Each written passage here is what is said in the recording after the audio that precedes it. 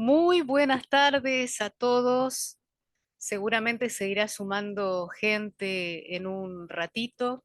Les agradecemos la participación a los que están del otro lado en este webinar que entre AIPEN y BIOS Argentina hemos preparado para desarrollar el tema de la pesadilla de los plásticos. Y vamos a ver a lo largo de esta charla por qué se trata de una pesadilla.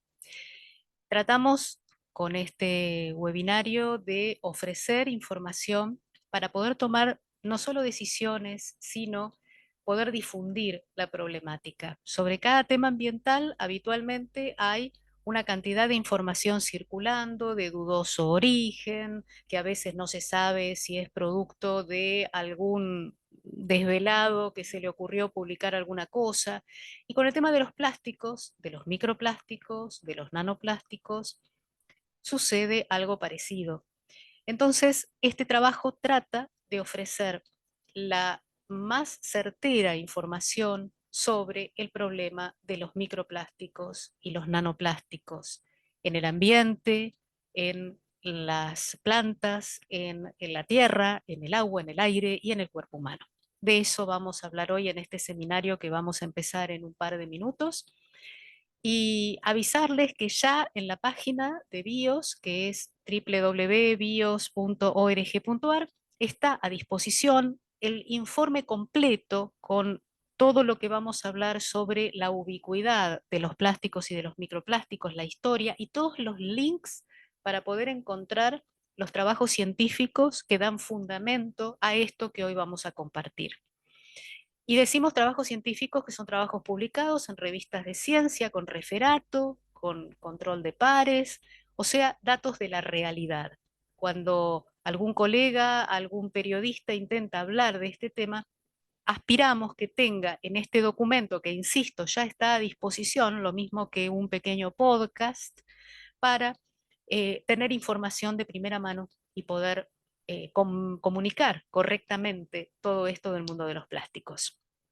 Hoy vamos a estar con el licenciado Emiliano Gines, él es del Laboratorio de Indicadores Bentónicos, pertenece a la Universidad Nacional de Mar del Plata en el Instituto de Investigaciones Marinas y Costeras, CONICET, y con el licenciado Iván Musumeci, que es investigador independiente, él es licenciado en Higiene y Seguridad, es miembro de BIOS también, es maestrando en Ingeniería y Tecnología Ambiental por la Universidad Europea del Atlántico y la Universidad Internacional Iberoamericana.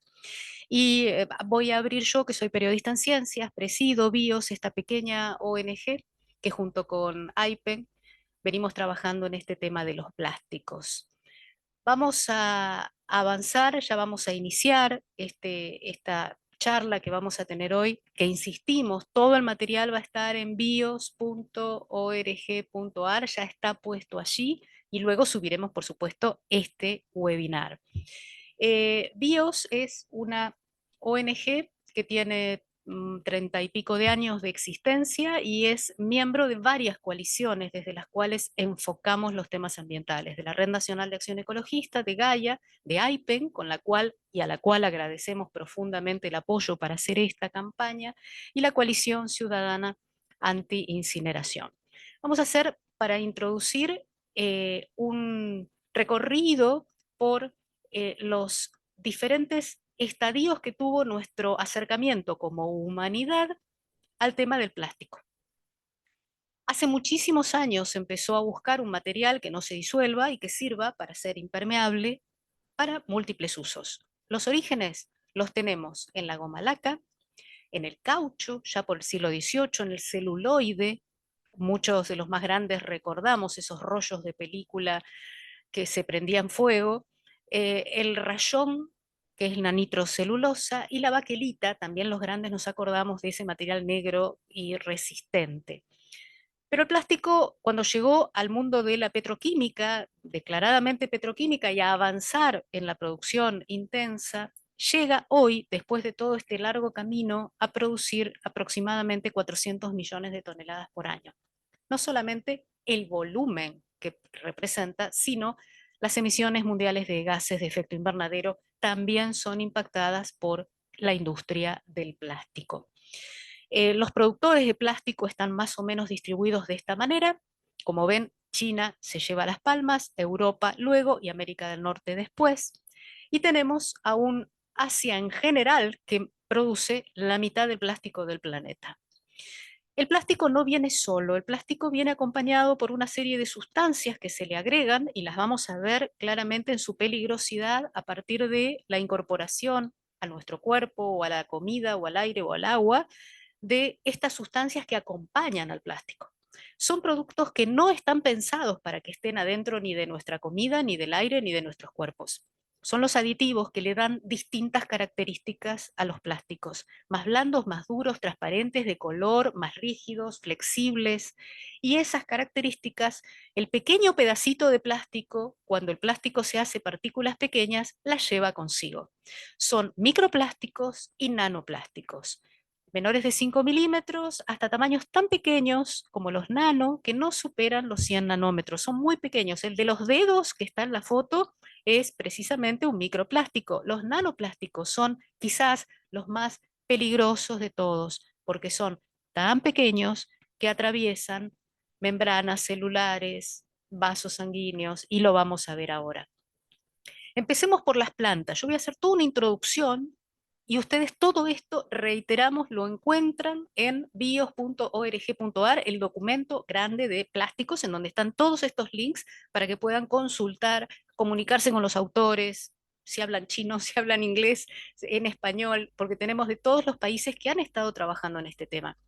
Se ha encontrado microplásticos en plantas. Cuando el plástico llega a la tierra y se desarma por el tiempo, los rayos ultravioletas, procesos químicos, esos pedacitos muy pequeños de plástico son absorbidos por las plantas, confundidos como si fueran minerales. Esa planta que después nos vamos a comer. Vamos a ver qué pasa cuando nos comamos esa planta. Se encontraron plásticos, microplásticos y nanoplásticos en lugares muy delicados, como los manglares, que son ese encuentro entre el océano y la costa con profusión de vegetación que sirve de hogar a una gran cantidad de especies.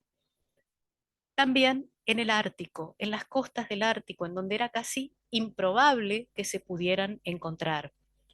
Los insectos, especialmente los que tienen que ver con nuestra posibilidad de alimentarnos, como los polinizadores. Las abejas en sus patitas no solamente llevan polen, sino que también llevan micro y nanoplásticos.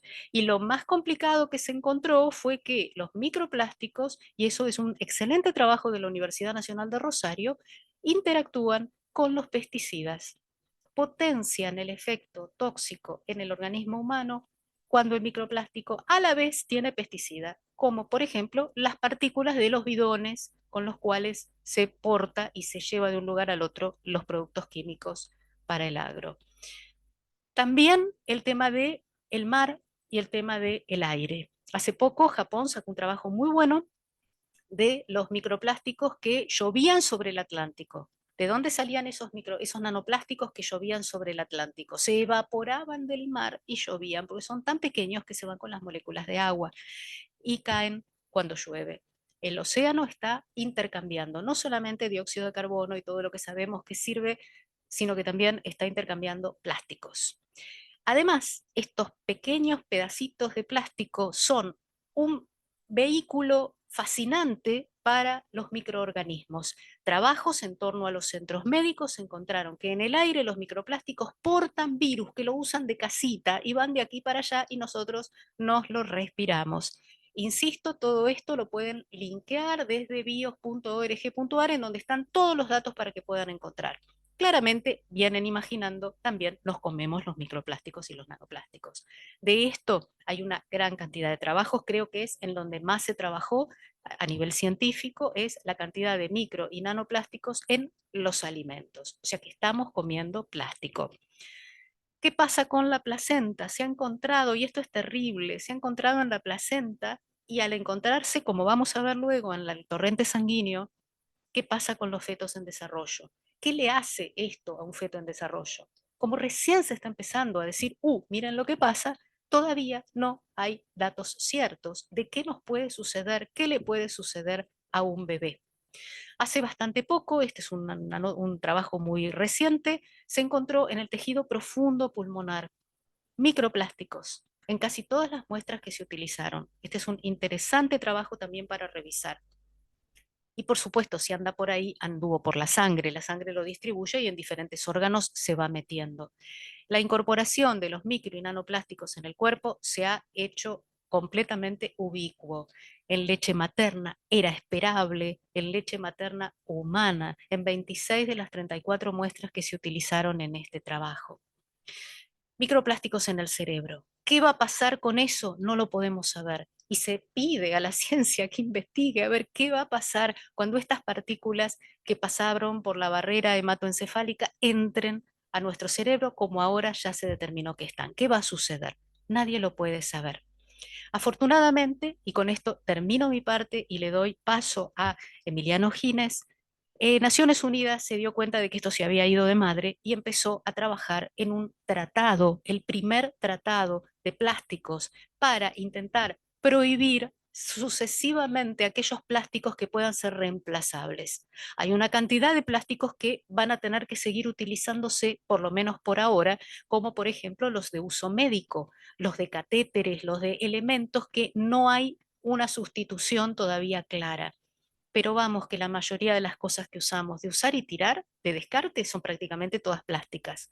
Y hay un montón de cosas que podemos ir reduciendo. Este tratado está en este momento en discusiones. Del 13 al 19 del mes que viene se van a reunir en Nairobi, en Kenia, para darle una vuelta de rosca al primer borrador que ya estuvo hace unos 10 días atrás produciéndose en Alemania, para ver de qué manera reducir la producción de plástico, porque la idea es, vamos a atacar el uso, sí, claro, pero reduzcamos la producción, que no haya tanta cantidad de plásticos en el ambiente, que no se fabrique más plástico, que se sustituya por otros elementos más adecuados.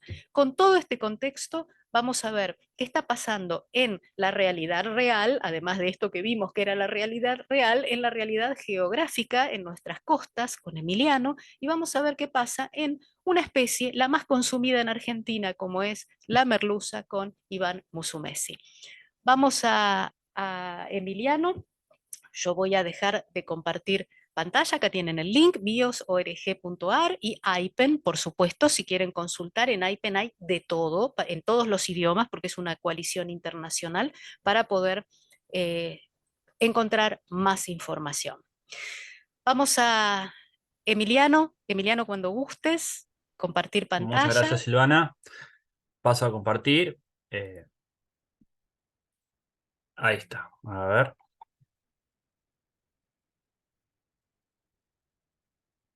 Eh, Perdón.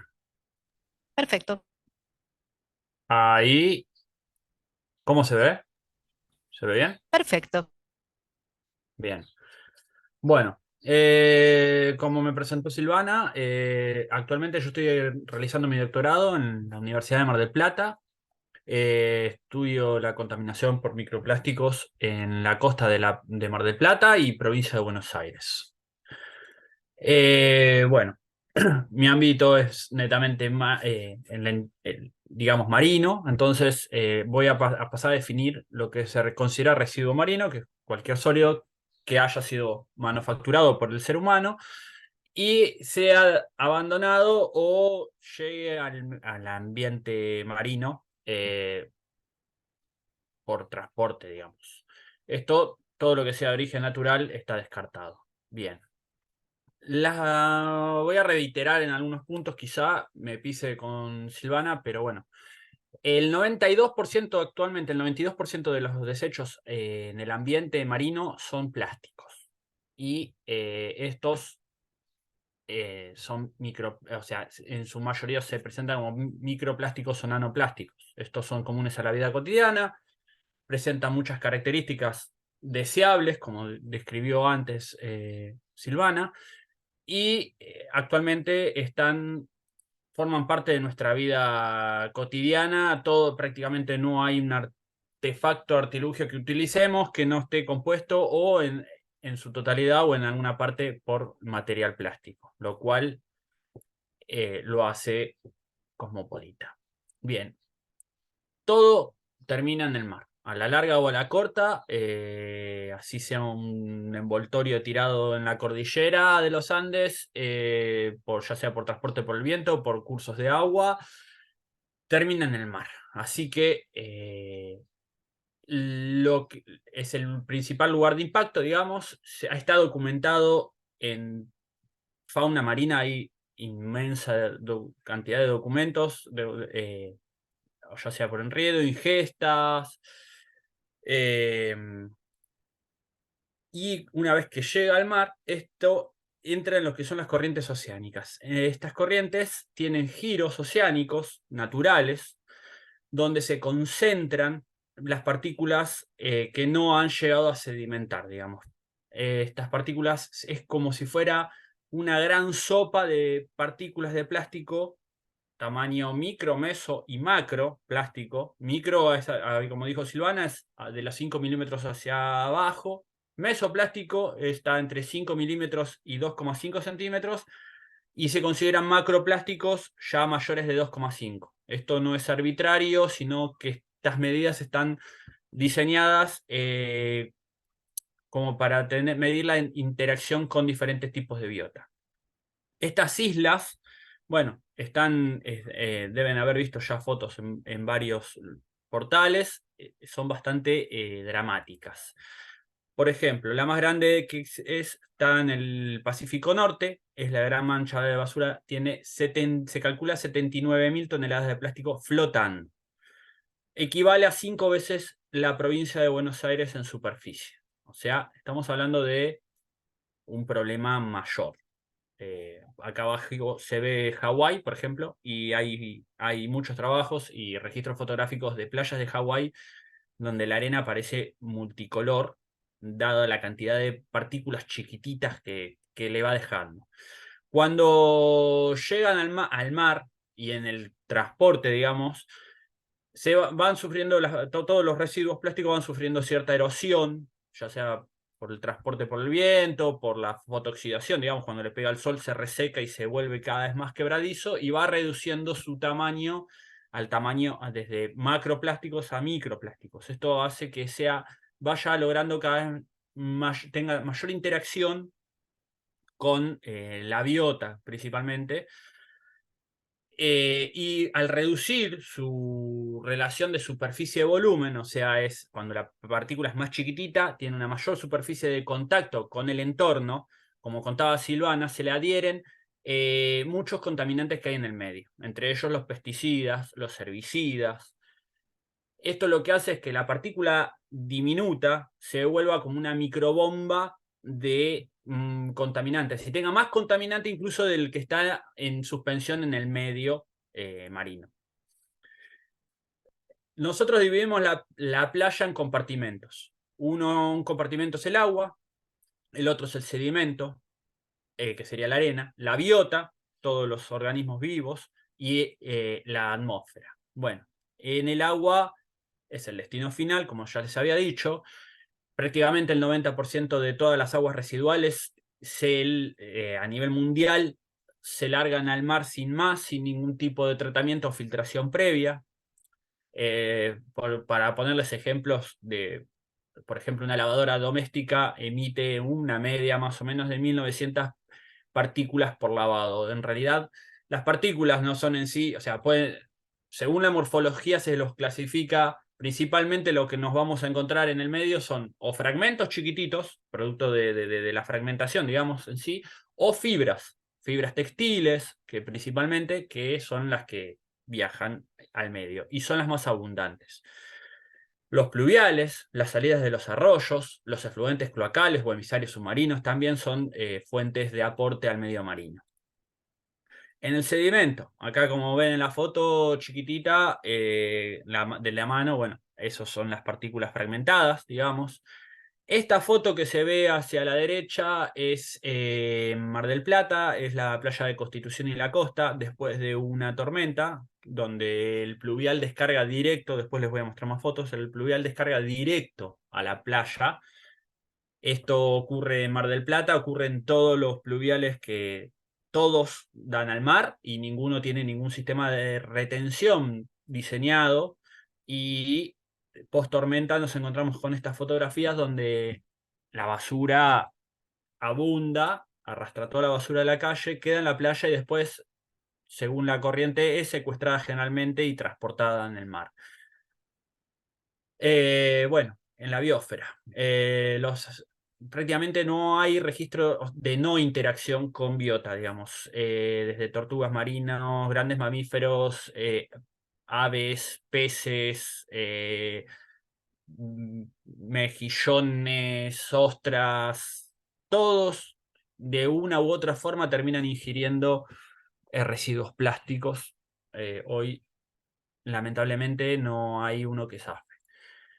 Y la atmósfera o el aire, que es el otro compartimento, que como contó Silvana, también ya hoy se está estudiando la depositación de microplástico atmosférico, ya que o entra a la atmósfera, digamos, por evaporación, siguiendo lo que sería el ciclo del agua. Cuando evapora en el mar, se transporta, precipita y vuelve por los ríos.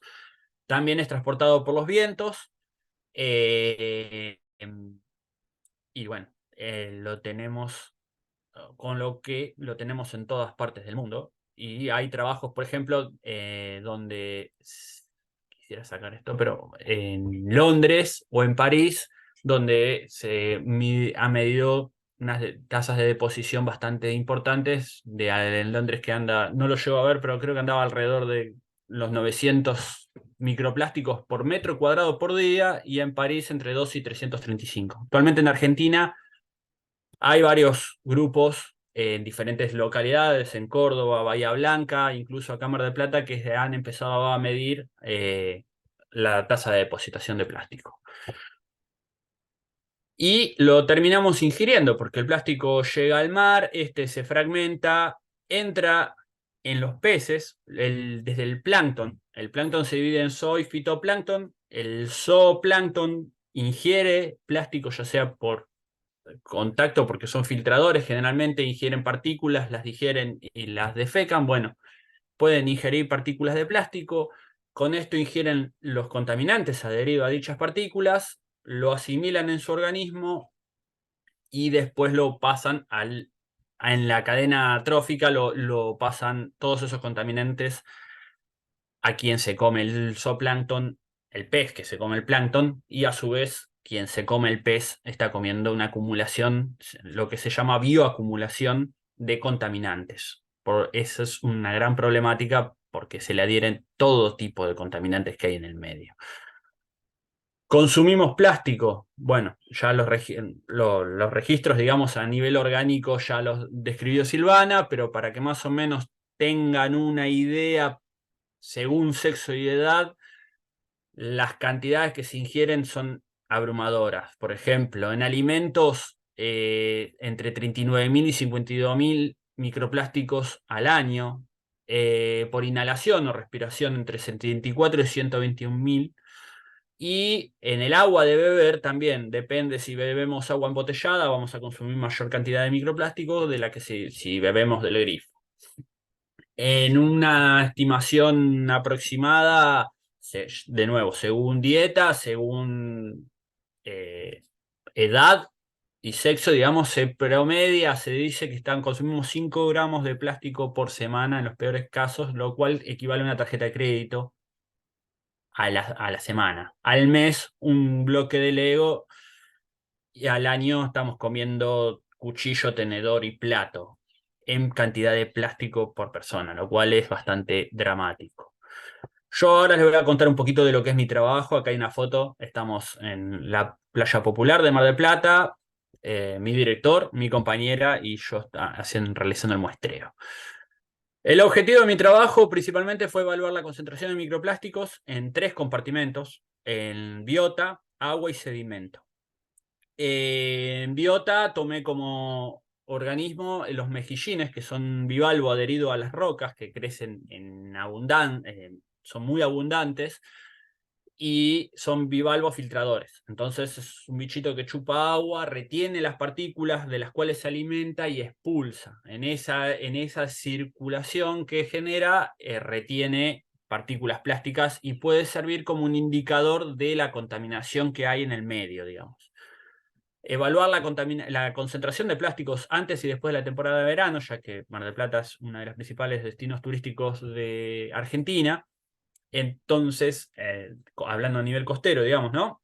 Entonces, ver el impacto del turismo y evaluar la concentración de plásticos en playas con diferentes tipos de aporte. Las desembocaduras de los arroyos, playas sin ningún tipo de aporte, son todas de índole recreativa, pero bueno, sin ningún tipo de aporte, digamos, para ver qué es lo que se genera directamente en la misma playa o porque la gente abandona o llega a la playa, y playas con pluviales.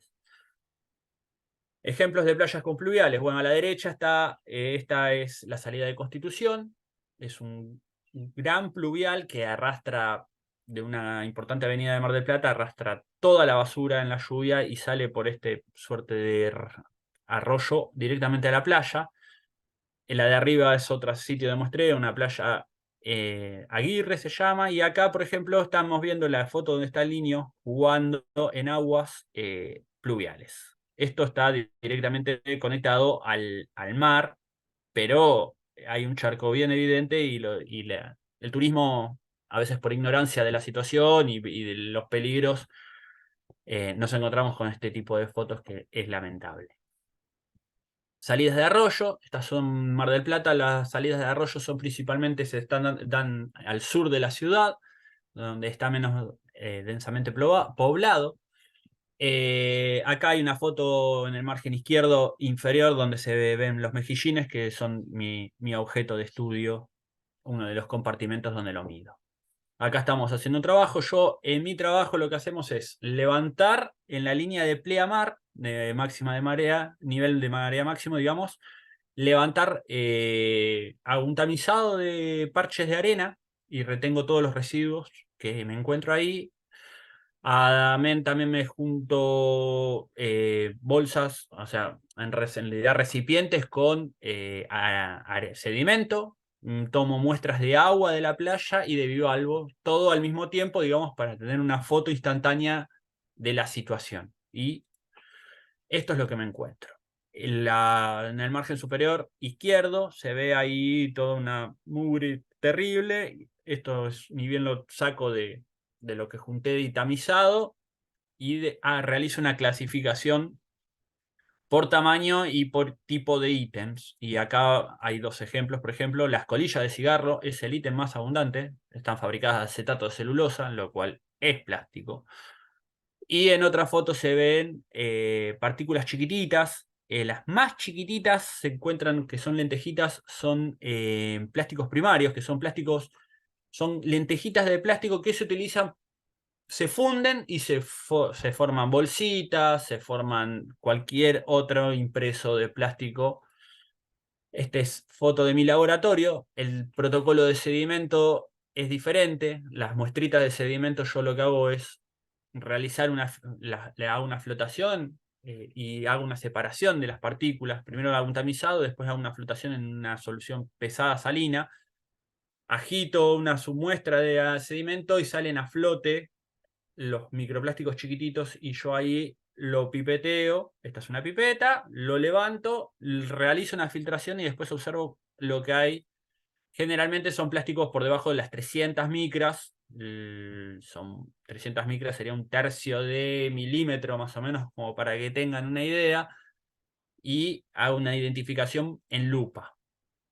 Ahí estoy pipeteando, ahí está el equipo de la lupa, me ayudo con una luz ultravioleta porque hay muchas partículas que son transparentes o translúcidas y no son fáciles de ver a simple vista en lupa. Entonces con un apoyo de una luz ultravioleta, lo que genera es que florezcan, digamos, y poder contabilizarlas.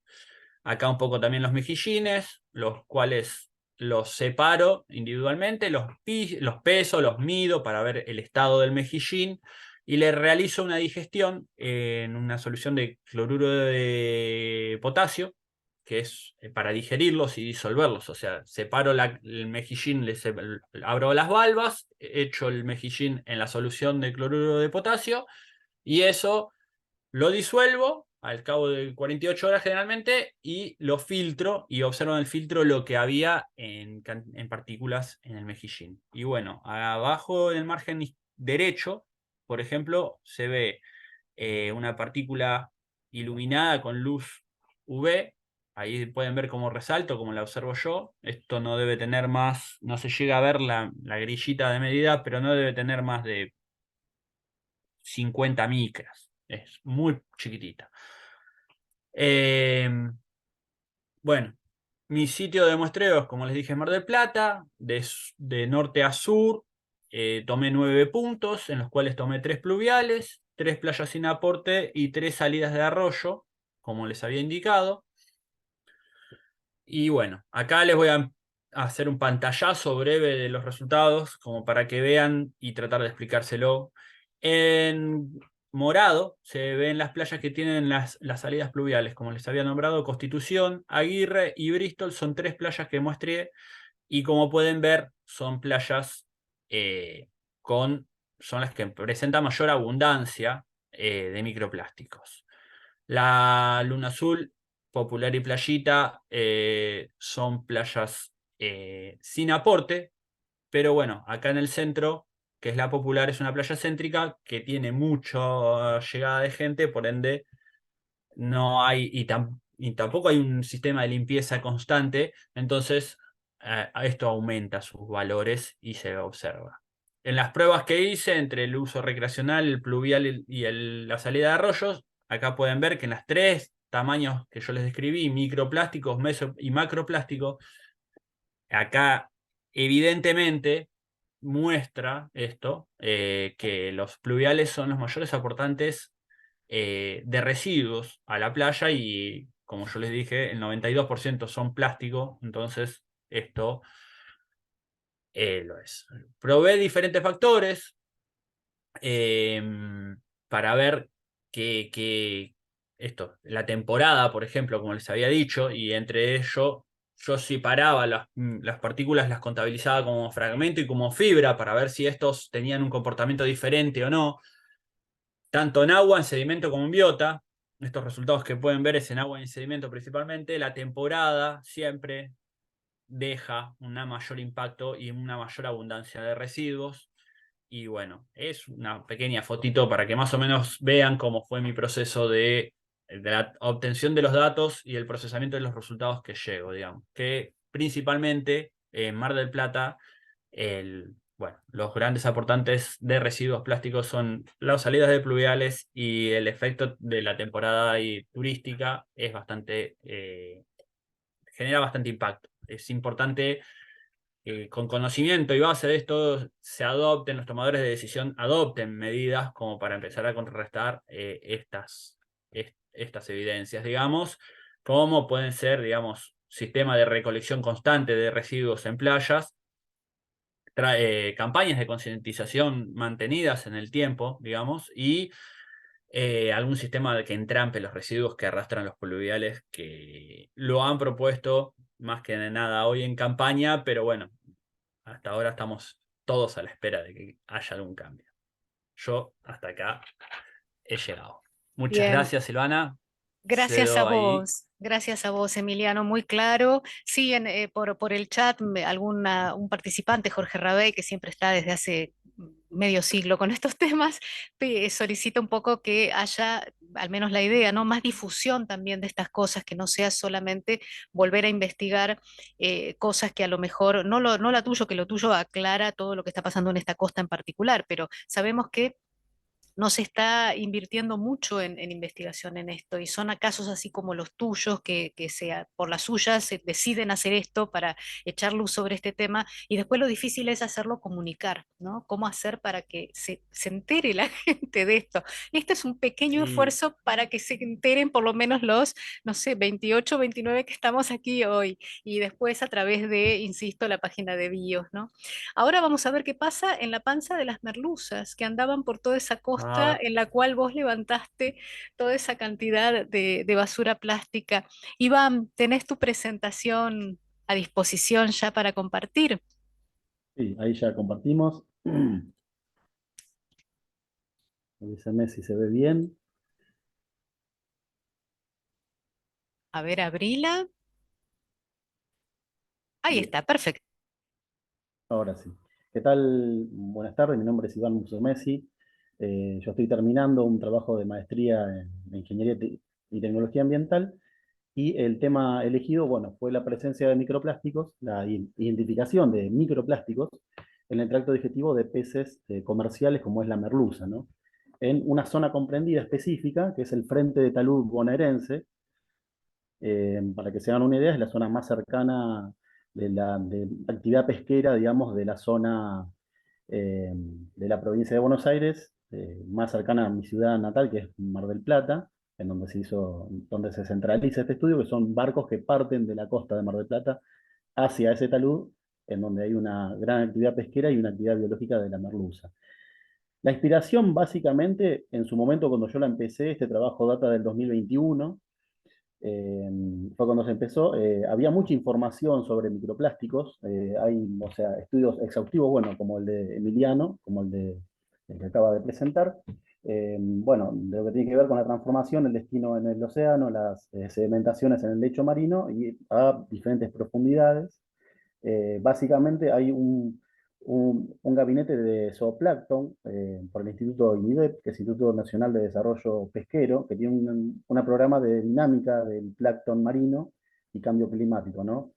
Que estuvo liderado en su momento por la doctora Rosana Di Mauro. Si bien hay muchos trabajos especiales también sobre otros peces de río o peces que no son de consumo, en este caso, bueno, nos inspiramos en trabajar con un pez que es de alto consumo humano, como es también, o sea, en este caso la merluza, nombre científico Merlucius ubisi, como lo es también, bueno, el salmón, el atún, la sardina, el bonito, el mero, son todos, digamos, peces comerciales de alto consumo, para ver qué cantidad de plásticos hallábamos, ¿no? Eh, Como dijimos, la zona de acción es determinar la presencia en la zona comprendida del talud bonaerense, ¿no? El frente talud bonaerense más cercano a la costa de Mar del Plata, que es por lo general desde donde parten los barcos de alto calado, de tipo de pesca por red de arrastre, es donde parten y tienen una actividad bastante ardua en toda esa zona. La merluza, básicamente, según estudios del INIDEP, se desarrolla aproximadamente, ¿no? Por así decir, a grandes rasgos, desde la costa comprendida más cercana a lo que es el Uruguay, desde el Río de la Plata hasta la Patagonia. Ese es el desarrollo biológico completo de la merluza. En ciertas temporadas del año se centran en una parte o en otra. Bien, el puerto de Mar del Plata es uno de los puertos a nivel latinoamericano de mayor actividad, por eso tomamos eh, este punto de vista, ya que es de bastante interés ecológico, económico, turístico en general.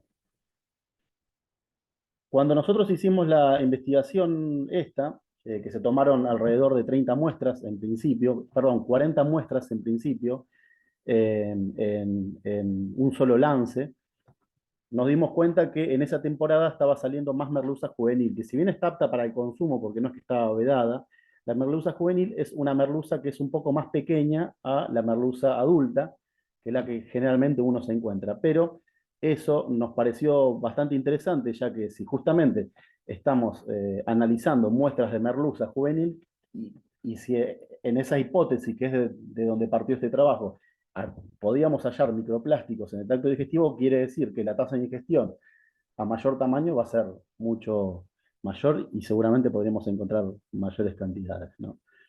Un dato interesante es que, si bien, a ver, podemos hallar microplásticos en el tracto digestivo y a nivel mundial hay varios estudios científicos en donde ya se ha encontrado microplásticos, bueno, en varias zonas, pero en lo que tiene que ver con los tejidos de los peces, actualmente se desconoce cuál es la tasa de absorción de los distintos polímeros. O sea, qué polímeros absorbe más que otro, o a qué tamaño de nanoplástico o microplástico ya pasa desde el estómago al tejido. Eso quizás se desconoce y eh, hay trabajos ahí que todavía se tienen que realizar, ya que la información es bastante limitada justo en ese aspecto. Pero sí está claro que existen microplásticos en el tracto digestivo y en el tejido. De alguna forma traspasa ese tracto digestivo y va a parar al tejido del pez, por ende nosotros vamos a estar consumiéndolo, ¿no es cierto? Bien, ya pasamos a la parte metodológica, lo que sería ya el estudio de campo. En principio se tomaron 40 muestras de merluzas que llegaron, partieron, o sea, de un puerto de Mar del Plata, de una empresa que por una cuestión, el nombre no se va a decir, y parte de ese barco hasta la zona del frente de talud bonaerense, en una zona específica, donde se tomaron los datos específicos geográficos de esa parte, y se toman 40 muestras, de las cuales pudimos llegar a utilizar 30 en principio, porque muchas no estaban aptas para la manipulación, a veces viene el pescado roto, reventado, etcétera, y pudimos diseccionar el tracto digestivo de la merluza completo, es el tracto completo que viene desde la boca hasta el ano, es el tracto digestivo completo, se disecciona y se atan los extremos para que no se desprenda el material que estamos justamente queriendo analizar. En este punto hay que tener mucho cuidado de utilizar elementos que justamente no generen una contaminación cruzada de otro plástico, o sea, que las herramientas que usemos no tengan contenido plástico para que los datos que arroje después no se vean alterados. En esta etapa, bueno, se mide el pez, se pesa, se toman los diámetros para después poder calcular distintas cuestiones que ahora se las voy a comentar respecto a sus medidas antropomórficas, ¿no es cierto? Los tractos digestivos se ponen en estos envasecitos que están acá abajo, que están hechos con un material de aluminio, y se clasifican, ¿no? Después, bueno, como comentaban anteriormente, estos se colocan en distintos recipientes donde se realiza una digestión química, alcalina, ácida, oxidativa y enzimática, para justamente poder hallar cuáles son esos microplásticos o esos ítems sospechosos en principio, ¿no? Todavía quizás no sabemos si vamos a hallar microplástico, pero sí hay ítems sospechosos capaces de poder después analizar. La digestión química lo que hace básicamente es eliminar la materia orgánica y los ítems inorgánicos, o sea, quedan solamente los ítems inorgánicos, ¿no es cierto? Esto se hace con hidróxido de potasio al 10%, a una cierta temperatura, por un cierto tiempo. Una vez que se genera esa digestión completa, se colocan en unas placas Petri, y bueno, acá comienza toda la parte visual, ¿no? De empezar a encontrar y poder visualizar cuáles son esas partículas y esos ítems sospechosos. En principio lo que se hizo fue una tarea visual, con un sistema de microscopio, o sea, esto es una microscopía, es una técnica plenamente visual, que se denomina CMD-EDS, es un microscopio electrónico bastante potente, en el cual se genera un zoom bastante amplio y podemos identificar distintos tipos de fragmentos, películas, fibras, etc. Posteriormente a este estudio, se hizo una espectroscopía, pero eso, bueno, lo dejamos un poco más para el final, para ver la composición final de estos ítems que se encuentran. Los primeros datos que arrojó esta microscopía en principio fueron la cantidad, los porcentuales del color de esos distintos microplásticos que pudimos hallar. En un 47% eran de origen transparente, o sea, un color transparente. El 18% era color azul, el 15% color negro, 10% blanco, después en un menor índice rojo, verde, marrón, etc., ¿no? Lo siguiente que analizamos es el tipo de microplásticos, si eran fibras, fragmentos, películas. Aproximadamente en un 70%, o sea, mayor a un 60%, eran fibras. Eso es lo que pudimos observar. Después, bueno, en el índice de entre un 20 y un 30 fragmentos, y después películas en un índice menor al 10%. La siguiente clasificación que hicimos fue por tamaño. Bueno, acá tenemos menores a 1 milímetro, o sea, siempre hablando del rango de los microplásticos, no metiéndonos en los nanoplásticos, siempre del menor tamaño de un microplástico, que son aproximadamente unas 500 micras, hasta 1 milímetro, teníamos un porcentaje mayor al 70%. Es lo que encontramos en todos estos ítems sospechosos que hallamos en principio. Entre 1,2 milímetros, entre un 10 y un 20%, después de entre 2 y 3 y 4 milímetros, menores al 5%, cantidades pequeñas.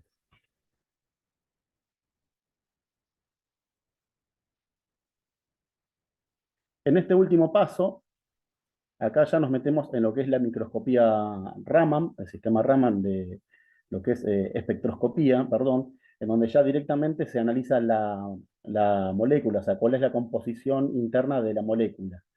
Entonces, acá lo que pudimos encontrar que de origen polimérico, hallamos el polipropileno más o menos en un índice de 50 y 60%. Después el PET, el famoso PET, de donde vienen se utilizan para distintos tipos de envases, en un 15%.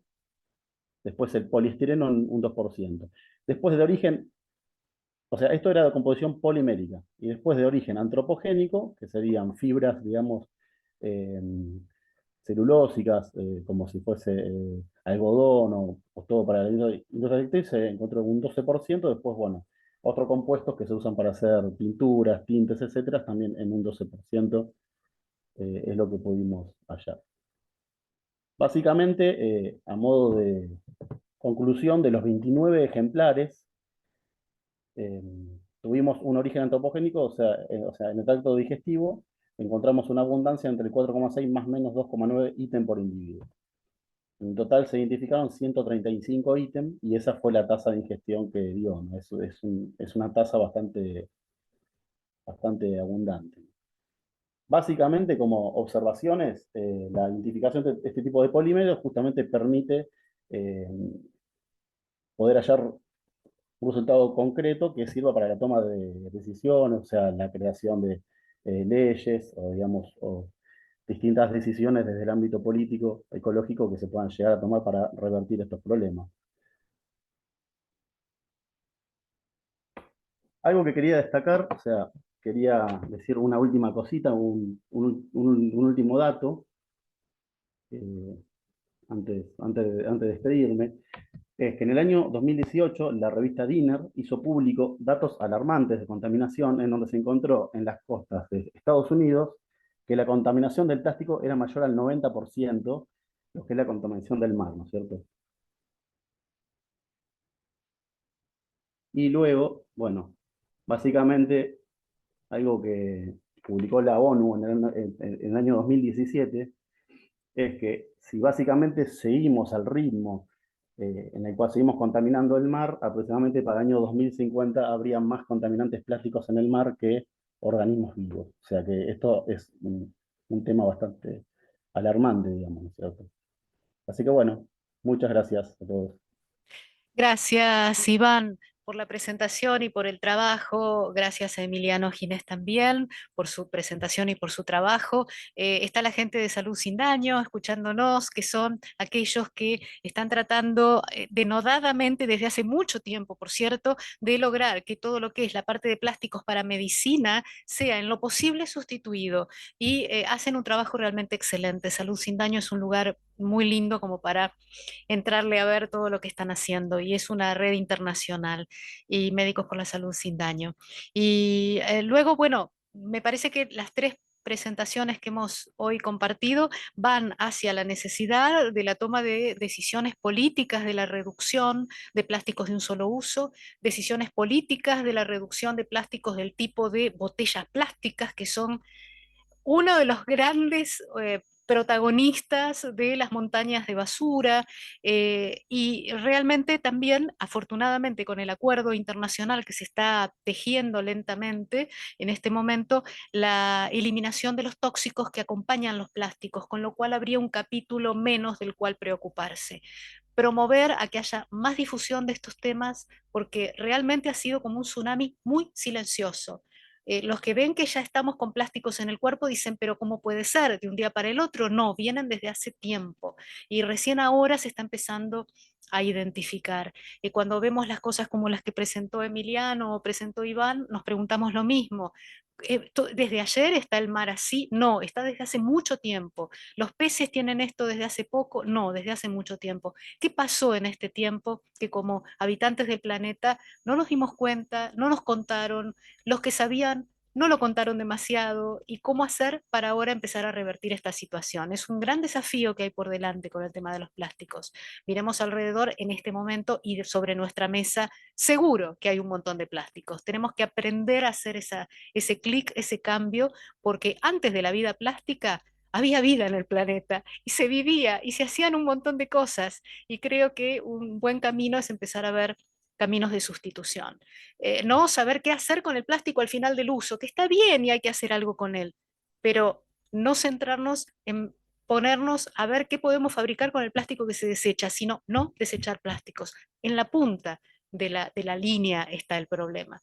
Así que bueno, les agradecemos a todos los que han estado hoy aquí. He contestado en privado algunas preguntas que han hecho y la verdad que ha sido un gusto poder presentar esto, aunque sea así de dramático como es. Así que bueno, hay que difundirlo. Recuerden, en bios.org.ar va a estar subido este webinar. Están ya los links para poder descargarse el documento, para curiosear y ver de dónde salen estos datos que estuvimos hablando. Y estamos a disposición para que se nos contacte a cualquiera de los que aquí hemos estado para evacuar alguna pregunta que podamos responder. Muchísimas gracias. Es un problema gordo el que estamos enfrentando, pero a no tenerle miedo, se han podido cambiar algunas cosas y no sé, pienso que antes uno decía no hay que fumar en un ambiente cerrado y los sacaban corriendo los fumadores, o decíamos el ozono, qué se puede hacer, y un acuerdo internacional logró poner ajustar el problema del agujero de ozono y la humanidad entera cambió hábitos, costumbres y sustancias químicas. Así que bueno, ahí estamos. Agradecida nuevamente a los dos que han compartido este webinar hoy con nosotros y gracias nuevamente a todos por haber estado aquí.